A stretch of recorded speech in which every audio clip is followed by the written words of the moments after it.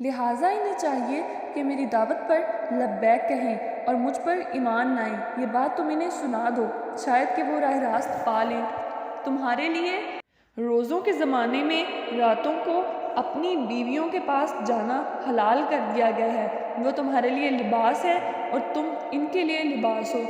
اللہ کو معلوم ہے کہ تم لوگ چپکے چپکے اپنے آپ سے خیانت کر رہے تھے، مگر اس نے تمہارا قصور معاف کر دیا اور تم سے درگزر فرمایا۔ اب تم اپنی بیویوں کے ساتھ شباشی کرو اور جو اللہ نے تمہارے لیے لکھ دیا ہے اسے حاصل کرو، نیز راتوں کو کھاؤ پیو یہاں تک کہ صبح کی سفید دھاری رات کی سیاہ دھاری سے الگ نظر آنے لگے۔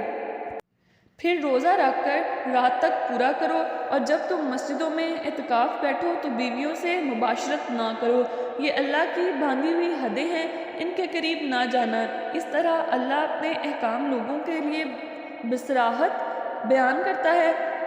توقع ہے کہ غلط رویے سے بچیں گے، اور تم لوگ نہ تو آپس میں ایک دوسرے کے مال ناروا طریقہ سے کھاؤ اور نہ حاکموں کے آگے ان کو اس غرض کے لیے پیش کرو کہ تمہیں دوسروں کے مال کا کوئی حصہ قصداً ظالمانہ طریقے سے کھانے کا موقع مل جائے۔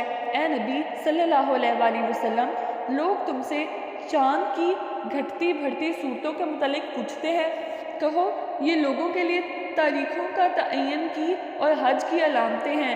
نیز ان سے کہو یہ کوئی نیکی کا کام نہیں ہے کہ تم اپنے گھروں میں پیچھے کی طرف سے داخل ہوتے ہو، نیکی تو اصل میں یہ ہے کہ آدمی اللہ کی ناراضگی سے بچے، لہٰذا تم اپنے گھروں میں دروازے سے ہی آیا کرو، البتہ اللہ سے ڈرتے رہو تاکہ تمہیں فلاح نصیب ہو جائے۔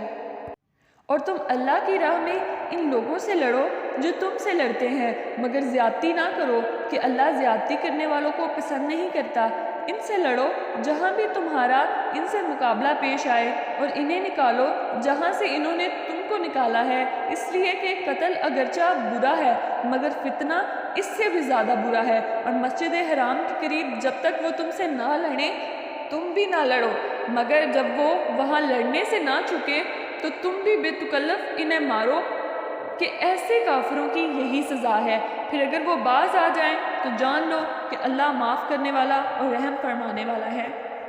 تم ان سے لڑتے رہو یہاں تک کہ فتنہ باقی نہ رہے اور دین کل کا کل اللہ کے لیے ہو جائے۔ پھر اگر وہ باز آ جائیں تو سمجھ لو کہ ظالموں کے سوا اور کسی پر دست درازی روا نہیں۔ مائے حرام کا بدلہ مائے حرام ہی ہے، اور تمام حرمتوں کا لحاظ برابری کے ساتھ ہوگا، لہٰذا جو تم پر دست درازی کرے تم بھی اسی طرح اس پر دست درازی کرو، البتہ اللہ سے ڈرتے رہو اور یہ جان رکھو کہ اللہ انہی لوگوں کے ساتھ ہے جو اس کی حدود توڑنے سے پرہیز کرتے ہیں۔ اللہ کی راہ میں خرچ کرو اور اپنے ہاتھوں اپنے آپ کو ہلاکت میں نہ ڈالو۔